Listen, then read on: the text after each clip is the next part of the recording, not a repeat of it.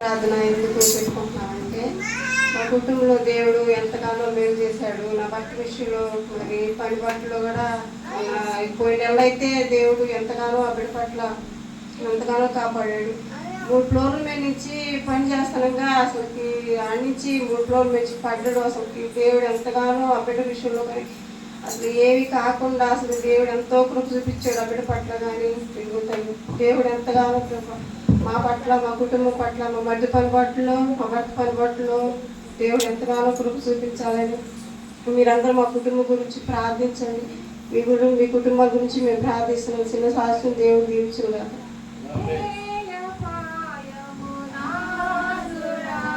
హల్లెలూయా.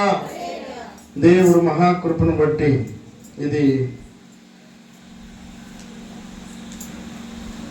చెప్పిన మాట సింపుల్గా కనపడినట్టుగా ఉన్నప్పటికీ ఇది చాలా దేవుని యొక్క కాపుదల వారి జీవితంలో ఎంత మేలు చేశాడో.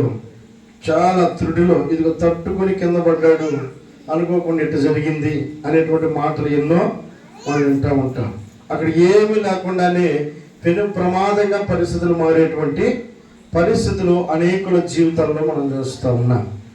అయితే ఇప్పుడు చెప్పబడినటువంటి సాక్ష్యంలో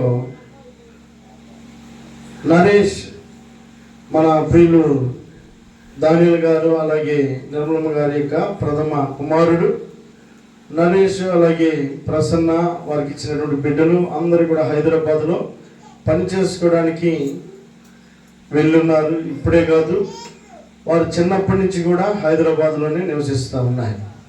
అలాగే నరేంద్ర, అఖిల వారి పిల్లలు కూడా అందరూ కూడా వారు ఇక్కడ ఉండటం తక్కువ, హైదరాబాద్లో వారు పనిచేసుకునేటువంటి కాలాన్ని అక్కడే ఎక్కువగా గడుపుతూ ఉండేవారు. అలాంటి పరిస్థితుల్లో నిత్యము వారి జీవితంలో పని లేకపోతే ఏమాత్రం కూడా వారు ఏమీ లేదు. వారు పని చేయడం తప్ప వారి జీవితంలో దేవుడు వారికి ఇచ్చినటువంటి పనిలో వారు ప్రతిరోజు కూడా వెళ్తూ ఉండేవారు. కొన్నిసార్లు అన్నీ కూడా మనకు అనుకూలంగా జరగవు, కొన్నిసార్లు ప్రతికూలంగా జరుగుతూ ఉంటాయి. ఎప్పట్లాగే ఇలాగే ఉంటుందని అనుకోవచ్చు, కానీ కొన్నిసార్లు పరిస్థితులు మారిపోతాయి. కీర్తనకారుడైన దావీదు కూడా అంటాడు, నా క్షేమ కాలమున నేను ఎన్నడూ కాదలను అని అనుకున్నాడంట. అలాగే ఎప్పుడు కూడా ఎలాంటి పరిస్థితులు వస్తాయో మనకు తెలియదు, ఎలాంటి పరిస్థితులు మనం చూడాల్సి వస్తుందో తెలియదు. నరేష్ పనిచేస్తూ ఉండగా 3 ఫ్లోర్లు బిల్డింగ్, నాకు తెలిసినటువంటి మాట ఏంటంటే ఆ పరంజ 2 సంవత్సరాల క్రితం వేసింది అని చెప్పన్నట్టుగా నాకు తెలిసింది. మరి చూసుకోకనో గమనించకనో మొత్తానికి ఆ పరంజ ఎక్కి 3 ఫ్లోర్లలో ఉన్నటువంటి బిల్డింగ్ పని చేస్తూ ఉన్నప్పుడు ఉదయమే ఎక్కాడు, పని చేసుకోవడానికి దాని మీద నిలబడ్డాడు.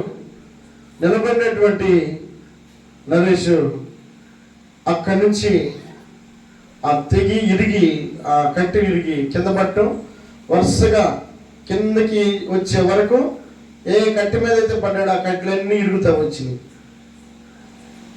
3 ఫ్లోర్ల నుంచి కింద పడినప్పటికీ కింద ఒక డ్రమ్ ఉంది, ఆ డ్రమ్ మీద పడి కింద పడ్డాడు. తలకి చిన్న గాయమైంది. నేను ఇక్కడికి వచ్చి నాకు చూసినప్పుడు, అక్కడ ఉన్నప్పుడు వాళ్ళు చెప్తా ఉన్నప్పుడు నేను చాలా ఊహించుకున్నాను. ఇక్కడికి వచ్చేసరికి మొన్న నరేంద్ర వాళ్ళ కుమారుడు పుట్టినరోజు వాళ్ళకి వచ్చినప్పుడు రోడ్డు మీద కనిపించాడు. నేను ఊహించుకున్న దానికి నరేష్ నడిచి వస్తున్న దానికి ఏమాత్రం కూడా సంబంధం లేదు. ఇది 3 ఫ్లోర్ల నుంచి కింద పడినటువంటి నరేష్ ఎంత దర్జాగా నడుస్తూ ఉన్నాడని చెప్పారని చాలా ఆనందించాను. దేనికి స్తోత్రం చెల్లిద్దాం. హల్లెలూయా. అంటే ప్రతికూల పరిస్థితుల్లో కూడా దేవుని యొక్క కాపుదల నరేష్కి దేవుడు అనుగ్రహించి, దేవుడిచ్చినటువంటి కాపుదలలో భద్రపరచబడినటువంటి వాడే.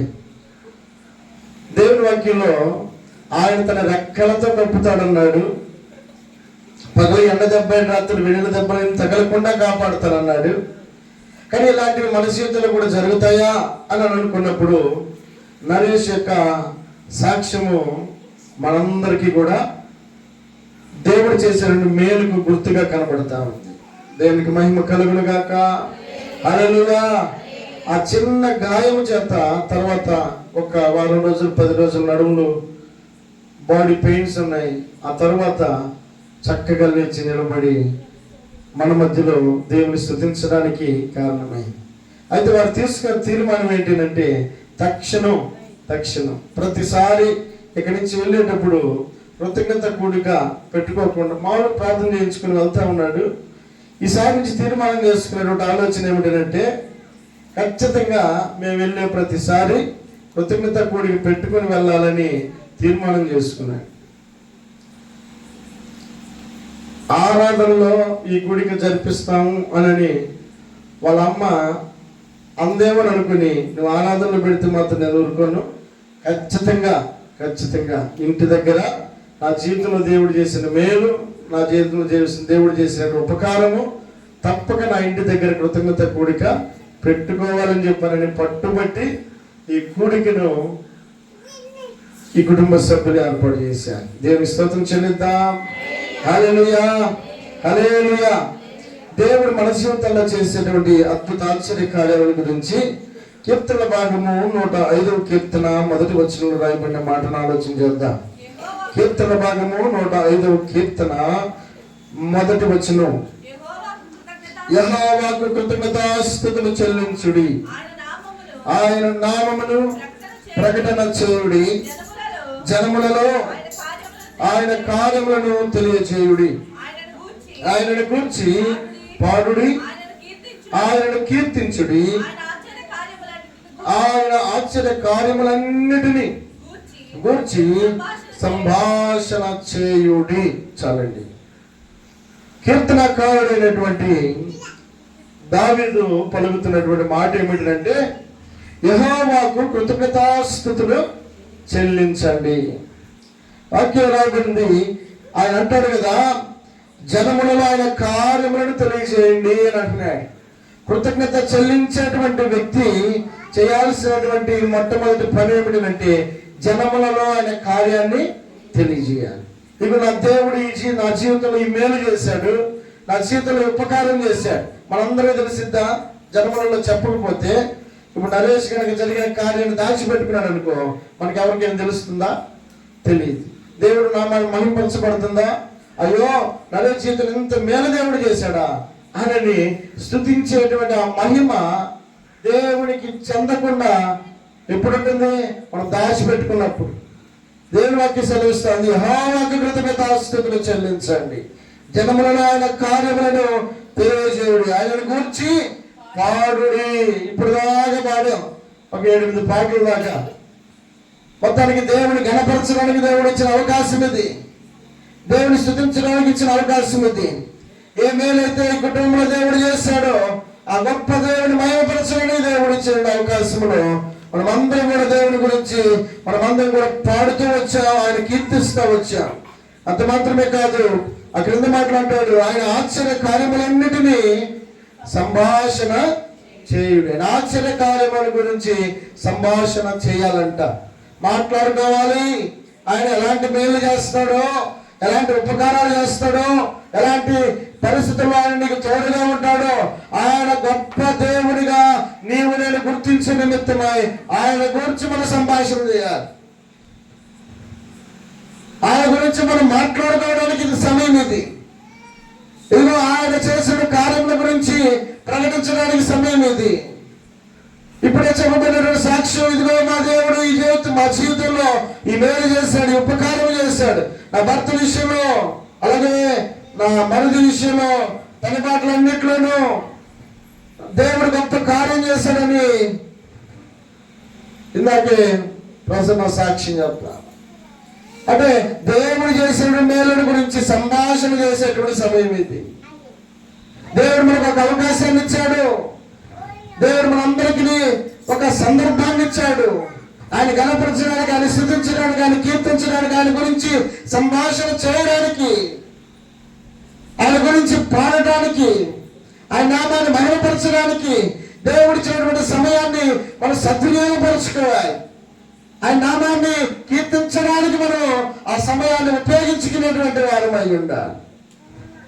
కనుక ఈ రాత్రి వేళ దేవుడు ఇచ్చినటువంటి గొప్ప తరుణం, వారి జీవితంలో దేవుడు చేసిన మేలుకు వారు దేవుణ్ణి స్తుతించడానికి ఇష్టపడిన తరుణం ఈ రాత్రి వేళ దేవుడు జ్ఞాపకం చేస్తున్నాడు. ఒక మాట జ్ఞాపకం చేసుకుందాం. కీర్తన భాగం 116వ కీర్తన 7వ వచనం చూద్దాం. 116వ కీర్తన 7వ వచనం. నా ప్రాణమా యెహోవా నీకు క్షేమము విస్తరింపజేసి ఉన్నాడు. తిరిగి నీ విశ్రాంతిలో ప్రవేశింపుము. ఏం చేశాడు దేవుడు మేలు? ఇది ఆయన గురించి సంభాషణ చేయమంటా ఉన్నాడు, ఆయన గురించి కీర్తించమంటా ఉన్నాడు, ఆయన నామాన్ని మహిమపరచమని దేవుని యొక్క వాక్యం సెలవిస్తా ఉంది. కాబట్టి ఆయన గొప్ప కార్యాలు చేయగలిగినటువంటి దేవుడు. ఆయన ఎలాంటి గొప్ప కార్యాలు చేయగలుగుతాడు? కీర్తనకారుడు అంటాడు, నా ప్రాణమా యెహోవా నీకు క్షేమము విస్తరింపజేసి ఉన్నాడు. దేవుడు ఏం చేశాడంట? ప్రాణములకు కీర్తనకారుడు పలుకుతున్నాడు, ఈ రోజు నువ్వు క్షేమంగా ఉన్నావు అంటే, ఈ రోజు నువ్వు తీవ్రకరంగా ఉన్నావు అంటే, ఈ రోజు నువ్వు సజీవ లెక్కలో ఉన్నావు అంటే, ఈ రోజు నువ్వు దేవుడు కనపరిచేటువంటి స్థితిలో దేవుడు నిలబెట్టాడు అంటే, దేవుడు నీకు క్షేమ స్థితిని కలుగు చేసి విస్తరించాడంట. ఆయన పొడిగించాడు. అలేష్ నీకు ఇంకా పని అయిపోలేదు, ఇంకా నువ్వు చేయాల్సిన పని ఉంది. కాబట్టి దినాలను, సంవత్సరాలను, ఆయుష్ను దేవుడు ఏం చేశాడు తెలుసా? విస్తరింపజేశాడు. ఒక్కసారి కనుక ఆయన జ్ఞాపకం చేసుకుని పోతే మన దినాలు విస్తరింపబడవు, ఇక మన దినాలు ముగింపులకు వస్తాయి. దేవుడు జ్ఞాపకం చేసుకున్నాడు కనుక దేవుడు తన ఆలోచనలో, తన గమనంలో నరేషుడు గుర్తు చేసుకున్నాడు కనుక ఈ కుటుంబం పట్ల దేవుడు చేసిన మేలు ఉపకారమును బట్టి, దేవుడు చేసిన మేలును మనం ఆలోచన చేయగలిగితే ఆయనంట ఏం చేశాడు? క్షేమాన్ని విస్తరింపజేశాడు. ఇక ఏ అపాయం నీకు లేదు పో అని చెప్పని అంటున్నాడు. నువ్వు క్షేమంగా ఇక బ్రతికిపోను అంటున్నాడు. నువ్వు ఇంకా చక్కగా నీ పనులు నిమగ్నమైన వెళ్ళాను అంటా ఉన్నాడు. నువ్వు చక్కగా ఇంకా నీకు దేవుడు అవకాశం ఇచ్చాను నాయన తన కార్యాల చేత నీకు నాకు మనందరికీ కూడా తెలియపరుస్తా ఉన్నాయి. దేవునికి మహిమ కలుగును గాక. హల్లెలూయా. ఇంకా ఏం చేశాడు? కీర్తనకారుడు అంటాడు కదా 30వ కీర్తనలో, క్షేమాన్ని విస్తరింపజేసినటువంటి దేవుడు. 30వ కీర్తన 1వ వచనం చదువుదాం. యెహోవా నా శత్రువులను నా విషయమై సంతోషింపనీయక నీవు నన్ను ఉద్ధరించి ఉన్నావు, అందుకై నేను నిన్ను కొనియాడుతా ఉన్నానయ్యా. దేవుడు ఏం చేశాడు? ఇక రెండవ మేలు, ఇక క్షేమాన్ని విస్తరింపజేసిన దేవుడు. ఆయన గురించి సంభాషణ చేయండి, ఆయన ఆశ్చర్య కార్యముల గురించి సంభాషణ చేయమని దేవుడి యొక్క లేఖనం తెలియపరుస్తూ ఉంది. కాబట్టి ఆయన మన జీవితంలో చేసినటువంటి మేలులు, చేయదగిన మేలులు, చేయబోతున్నటువంటి మేలులు ఏమిటంటే ఆయన మన జీవితంలో ఆయన క్షేమాన్ని విస్తరింపజేశాడు. రెండవది కీర్తనకారుడు అంటాడు, శత్రువు నా విషయమై సంతోషింపనీయక నీవు నన్ను ఉద్ధరించి ఉన్నావయ్యా. దేవుడు ఏం చేశాడంట? ఉద్ధరించాడంట. ఎందుకు ఉద్ధరించాడు? ఎలాంటి పరిస్థితుల్లో ఉద్ధరించాడు? ఎలాంటి పరిస్థితుల్లో దేవుడు తోడుగా ఉన్నాడు? ఎలాంటి పరిస్థితుల్లో ఆయన తన సహాయం అందిస్తా ఉన్నాడని మనం ఆలోచన చేసినప్పుడు 3వ వచనంలో అంటాడు, యెహోవా పాతాళముల నుండి నా ప్రాణమును లేవదీసితివి, నేను గోతులోనికి దిగకుండా నీవు నన్ను బ్రతికించితివి. ఇదండి దేవుడు చేసిన మేలు. దీని గురించి మనం సంభాషణ చేస్తున్నాం, దీని గురించి మనం మాట్లాడుకుంటా ఉన్నాం, ఆయన ఆశ్చర్య కార్యముల గురించి మనం తెలియపరుచుకుంటా ఉన్నాం, ఆయన చేసే మేలు ఉపకారముల గురించి మనం మాట్లాడుకుంటా ఉన్నాం. ఇక నీవు నేను నమ్మినటువంటి దేవుని యొక్క కార్యాలను మనం ఆలోచన చేయగలిగినప్పుడు ఆయన క్షేమము విస్తరింపజేసే దేవుడు. అంత మాత్రమే కాదు, ఆయన నిన్ను నన్ను ఉద్ధరించే దేవుడు. ఎలాంటి పరిస్థితుల్లో ఉద్ధరించగలడు ఆయన? ఆయన వాక్య సెలవిస్తా ఉంది, ఇదిగో పాతాళముల నుండి నా ప్రాణమును లేవదీసితివి. పాతాళములో ప్రాణం ఉందనంటే దాని అర్థం ఏంటి? ఇక మనిషిగా లేడు అని అనుకోదు. కానీ దేవుడు చేసిన మేలు ఏంటి? అలాంటి పాతాళంలో నుండి కూడా ఆయన లేవదీసిన దేవుడు అంట. 3 ఫ్లోర్ల నుంచి కింద పడడం అది సామాన్యమైనటువంటి పని కాదు. త్రుటిలో తన రెక్కల చాటును భద్రపరిచిన దేవుడు. ఇదిగో ఒకవేళ ఆయన ఆదమరిస్తే ఆయనే కనుక ఇశ్రాయేలును కాపాడువాడు, కొనకడు నిద్రపోడు కాబట్టి భద్రపరచగలిగాడు. కానీ ఒకవేళ ఆయనే కనుక ఒక కుడిపాటు వేస్తుంటే పరిస్థితులు ఎలా మారిపోయాయి? చిన్నదే ప్రమాదంగా మారేటువంటి పరిస్థితులు ఎన్నో ఉన్నాయి. ఇలా జరుగుతుందని నేను అనుకున్నటువంటి పరిస్థితులు ఎన్నో ఉన్నాయి. కానీ దేవుడు ఎలాంటి వాడంట? దేవుడు ఇదిగో భక్తుణ్ణి ఉద్ధరించాడంట. ఇదిగో భక్తుడిని ఏం చేశాడు? తనను క్షేమ స్థితిని విస్తరింపజేశాడంట. అంత మాత్రమే కాదు, అతను పాతాళములో నుండి తన ప్రాణమును లేవదీశాడంట. నేను గోతులోనికి దిగకుండా నీవు నన్ను బ్రతికించితివి. నీవిచ్చిన కృపయ్యా నా జీవితంలో. మళ్ళా తిరిగి రెండవ జీవితాన్ని నాకు అనుగ్రహించావు. మళ్ళా తిరిగి పునరుద్ధానము నాకు అనుగ్రహించావు. మళ్ళా తిరిగి నాకు బ్రతికి బట్టగట్టే కృపను ఇచ్చావయ్యా. నా వల్ల, నా శక్తి వల్ల, నా బలం వల్ల ఎప్పుడు కాదు. ఏమాత్రం కూడా అసాధ్యమైనటువంటి కార్యాన్ని నువ్వు సుసాధ్యపరిచిన జీవితంలో చేసిన మేలుకు దేవా నేను నిన్ను కొనియాడుతా ఉన్నానని కీర్తనకారుడు అంటున్నాడండి. కాబట్టి దేవుడు చేసిన మేలును మనం సంభాషణ చేస్తూ ఉన్నప్పుడు, ఆయన ఆశ్చర్యకార్యముల గురించి మనం మాట్లాడుకుంటా ఉన్నప్పుడు ఆయన కీర్తించదగినటువంటి గొప్ప ఆలోచన నేను కలిగి ఉండాలి. దేవునికి మహిమ కలుగును గాక. హల్లెలూయా. నీవు చేసిన ఉపకారములకు నేనేమి చెల్లింతును? నీవు చేసిన ఉపకారములకు నేనేమి చెల్లింతును?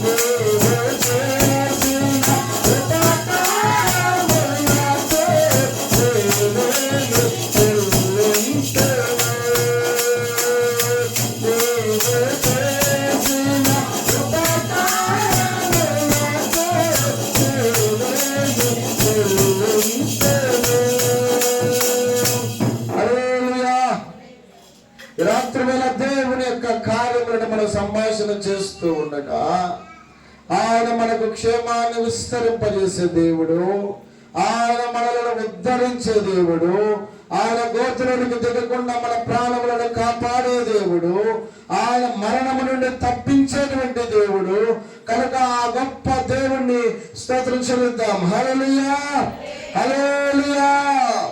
అందుకే ఒక మాట జ్ఞాపకం చేసుకుందాం. కీర్తనల భాగము 145వ కీర్తన 145వ కీర్తన 9వ వచనం చదువుకుందాం.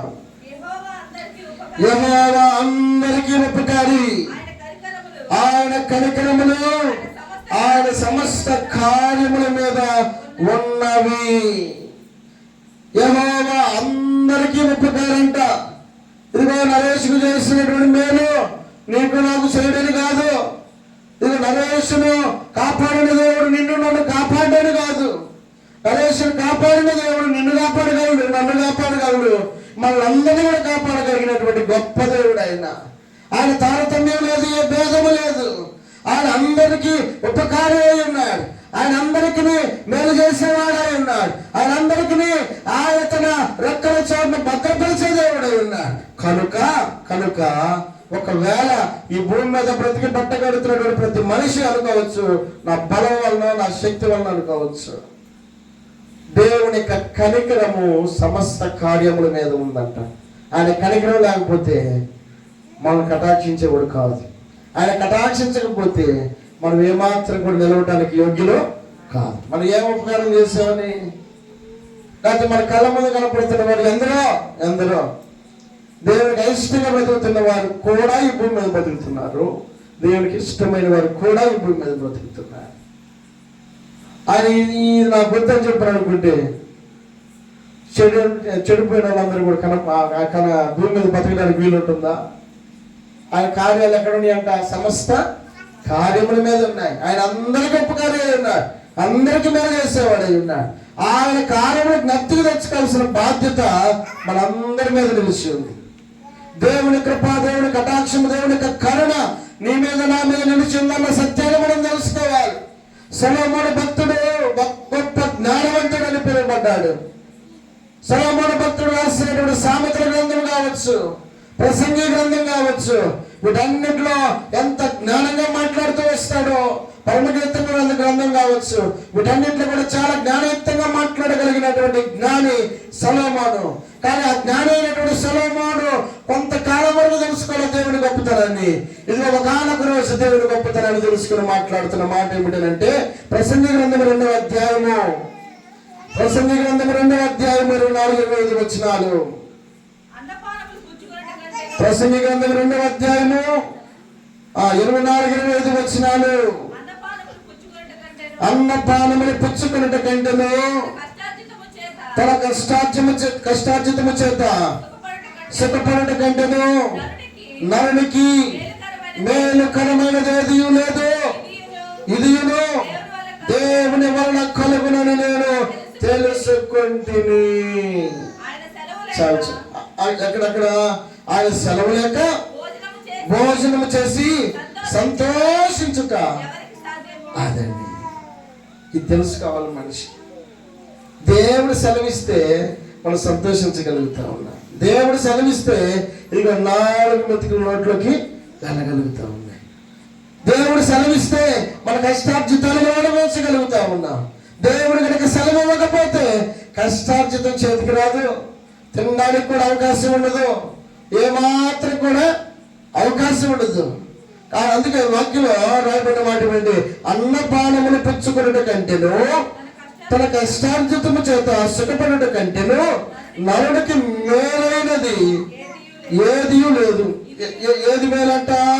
ఇదిగో అన్నపానములు పుచ్చుకోవడం మేలే, తన కష్టార్జితాన్ని సుఖంగా అనుభవించడం కూడా మేలే. ఈ 2 మేలే ఎవరు అనుగ్రహిస్తాను వస్తున్నాయి అంటాడు. ఏమంటాడు? ఇదియును దేవుని వల్ల కలుగునని నేను తెలుసుకుంటుంది. ఎవరి వల్ల కలుగుతుందంట? దేవుని వల్ల కలుగుతుంది. దేవుని వలన మనిషి పని చేసుకోగలుగుతా ఉన్నాడు. ఆ పని చేసుకున్నటువంటి సంపద ఇంటికి రాగలుగుతా ఉంది. ఇంటికి వచ్చినటువంటి సంపద మన సుఖంగా అనుభవించగలుగుతా ఉన్నాం. అనుభవించినటువంటి ఆ సౌఖ్యము ఇదంతా కూడా దేవుని వల్ల కలిగినది అని అంటాడు జ్ఞాని అయిన సొలొమోను. తెలుసుకోవాల్సినటువంటి సత్యం. మనకాడ బలం ఉండొచ్చు, బలంగా ఉండొచ్చు, శక్తి ఉండొచ్చు, సంపద ఉండొచ్చు, ధనం ఉండొచ్చు, ఆస్తి ఉండొచ్చు. ఉగ్రత దినమందు ఆస్తి కూడా అక్కడ రాదంట. ఒకరోజు ఒక ధనవంతుడు అనుకున్నాడు, నా కొట్లన్నింటినీ విప్పి నా ధాన్యమంతటిని పోగేసుకొని వాటన్నిటిని కూడా దాచి పెట్టుకుని, నా ప్రాణమా ఏమన్నాడు? తిను, తాగు, సుఖపడాలంట. తినమన్నాడు, తాగమన్నాడు, సంతోషించమన్నాడు. ఇక అంతకంటే తన ప్రాణానికి ఇంకేం కావాలి? కానీ అక్కడ దేవుడి సెలవు కావాలి కదా. అన్ని కళ్ళ ముందు ఉన్నాయి, అన్ని అనుభవించి యోగ్యత ఉంది, అన్ని కళ్ళ ముందు పెట్టుకున్నాడు, అన్నిటిని చూసుకున్నాడు. తన ప్రాణంతో ఉప్పొంగి మాట్లాడుతున్నాడు. కానీ ఆ మాట్లాడినటువంటి మాటలు తన జీవితంలో కార్యరూపం దాల్చగలిగినటువంటి ఆ గొప్ప దేవుని యొక్క కరుణ కటాక్షము లేదండి ఆ ధనవంతుని జీవితంలో. ఏమైపోయింది? ఆ రాత్రి దేవుడు, ఒరే వెర్రివాడా, ఈ రాత్రి నీ ప్రాణాన్ని నేను అడుగుతున్నా. కాబట్టి సంపాదించిన సంపద అంతా ఎవరి పాలవుతుంది అని అంటున్నాడు అక్కడ. కాబట్టి బట్టి తెలుసుకున్నటువంటి సత్యాన్ని గ్రహించినటువంటి సొలొమోను భక్తుడు అంటాడు, ఇదిగో నేను సంపాదించి ఉండొచ్చు, నేను దాచిపెట్టుకుని ఉండొచ్చు, నేను పని చేసి ఉండొచ్చు, కాబట్టి అన్నపానములు పుచ్చుకున్నట్టు కంటేను తన కష్టార్జితము చేత సుఖపడుట కంటేను నరునికి మేలైనది ఏదీ లేదు. అలాంటి మేలైనది తన జీవితంలో కార్యరూపం దాల్చాలంటే ఇది దేవుని వలన కలుగునని నేను తెలుసుకుంటుని. దేవుని వలన మాత్రమే కలుగునని తెలుసుకున్నాడు. అక్కడ అంటాడు 3వ అధ్యాయంలో 13వ వచనం చదువుదాం. మరియు ప్రతివాడు అన్నపానములు పుచ్చుకొనుచు తన కష్టార్జితము వలన సుఖమును అనుభవించుట దేవుడిచ్చు బహుమానమే అని తెలుసుకుంటుంది. దేవుడిచ్చిన బహుమానం అంట. ఈ రాత్రి చక్కగా ఒక ముద్ద అన్నం తిన్నామనంటే అది దేవుడిచ్చిన బహుమానం. ఈ రాత్రి చక్కగా నిద్రపోయామనంటే అది దేవుడిచ్చిన బహుమానం. ఈ రాత్రి కొంచెం క్షేమంగా ఉన్నామనంటే అది దేవుడిచ్చిన బహుమానం. కానీ ప్రతిదీ కూడా దేవుడిచ్చిన బహుమానం అన్న విషయాన్ని నీవు నేను ఎరగలిగితే దేవుని కనపరచడానికి ఇష్టపడతాము. ఇది జ్ఞానాన్ని పిలువబడినటువంటి సొలొమోను ఆయన తెలుసుకున్న సత్యాన్ని జ్ఞప్తికి తెస్తా ఉన్నాడు, జ్ఞాపకాన్ని తీసుకుని వస్తా ఉన్నాడు. ఏమిటనంటే ఇదిగో అన్నపానములు పుచ్చుకున్నట కంటే, సుఖముగా అనుభవించట కంటే మేలైనది ఈ భూమి మీద ఏది లేదు.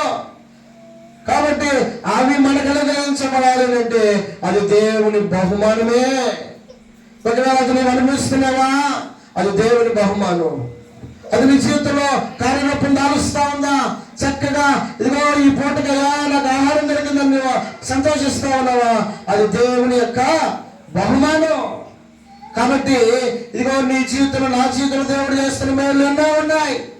మన జీవితంలో ఆయన మనలను ఆయన తన రెక్కల చాటును భద్రపరిచి ఆయన నడిపిస్తూ ఉన్నాడు కనుక మనం కాపాడబడగలుగుతా ఉన్నాం. దేవుని వాక్యం సెలవిస్తా ఉంది. కీర్తనకారుడు అంటాడు, ఆయన ఆశ్చర్య కార్యముల గురించి సంభాషణ చేయుడి. ఆయన ఏం చేస్తాడు, ఆయన చేసిన మేలు క్షేమాన్ని విస్తరింపజేస్తాడు. రెండోది, ఆయన మనలను శత్రువు సంతోషింపనీయకుండా మనల్ని ఉద్ధరిస్తాడు. మనం పాడైపోతేనో పతనం అయిపోతేనో శత్రువు సంతోషించాలని కోరుకుంటా ఉంటే దేవుడు తప్పించి కాపాడి ఉద్ధరించబడైన. కాబట్టి మనం అనుకున్నట్టు కాదు, దేవుడు తన రెక్కల చాటును భద్రపరిచినటువంటి దేవుడు. కాబట్టి ఆయన చేసిన మేలు ఎలాంటివినంటే ఆయన మనలను కాపాడే దేవుడై ఉన్నాడు. ఆయన మన క్షేమాన్ని విస్తరింపజేసే దేవుడై ఉన్నాడు. ఆయన మనందరినీ కాపాడే దేవుడై ఉన్నాడు. ఆయన మనందరి ఎడల ఆయన తన కటాక్షమును చూపిస్తూ ఉన్నాడు కనుక క్షేమంగా ఉండగలుగుతా ఉన్నాం, చక్కగా మన పని చేసుకోగలుగుతా ఉన్నాం, చేసుకున్న పని యొక్క కష్టార్జితంలో అనుభవించగలుగుతా ఉన్నాం. ఇది దేవుని యొక్క వరము అని వాక్యం సెలవిస్తుంది. ఇట్టి వరమును మనం అందరికీ దేవుడు అనుగ్రహించి ఉన్నాడు. ఈ కుటుంబ సభ్యులకు కూడా ఇంతవరకు దేవుడు తన రెక్కల చాటును భద్రపరిచిన దేవుడు. ఇక ముందు కూడా ఆయనే ఆ బిడ్డలకు తోడుగా నడిపించగలిగిన వాడై ఉన్నాడు. కాబట్టి కీర్తన భాగము 120 కీర్తన మాట జ్ఞాపకం చేసుకుందాం. కీర్తన భాగము 121వ కీర్తన 7-8 వచనాలు. ఏ అపాయమును రాకుండా యెహోవా నిన్ను కాపాడును, ఆయన నీ ప్రాణమును కాపాడును. ఇది మొదలుకొని నిరంతరము నీ రాకపోకల యందు యెహోవా నిన్ను కాపాడును.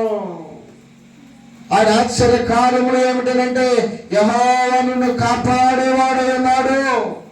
ఈ రాత్రి వేళ దేవుడు ఇస్తున్నాడు, ఒక ధైర్యాన్ని ఇస్తా ఉన్నాడు, ఒక భరోసాని ఇస్తా ఉన్నాడు. నీవు నేను నమ్మగలిగితే ఆయన సహాయాన్ని పొందుకోవడానికి ఆయన తన కృప అనుగ్రహించడానికి ఇష్టపడతా ఉన్నాడు. దేవుని వాక్యం ఇస్తున్నటువంటి ధైర్యం ఏంటంటే ఏ అపాయము రాకుండా ఆయన కాపాడుతాడు. ఇప్పటి వరకు కలిగినటువంటి అపాయముల కంటే ఇక ఏ అపాయము కూడా రాకుండా ఆయన కాపాడడానికి ఆయన ఇష్టపడతా ఉన్నాడు. అలాగే ఆయన నీ ప్రాణమును కాపాడుతాడు. ఇది మొదలుకొని నిరంతరం నీ రాకపోకల యందు యెహోవా నిన్ను కాపాడుతాడు.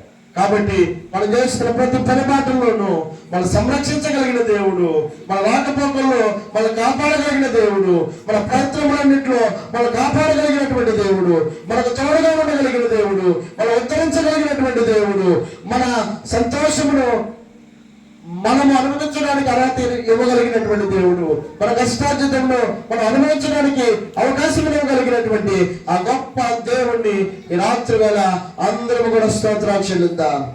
హల్లెలూయా, హల్లెలూయా, హల్లెలూయా. అందరూ తల్ల వంచి ప్రార్థన చేసుకుందాం. దేవుడు ఇచ్చినటువంటి గొప్ప కృప కాపుదల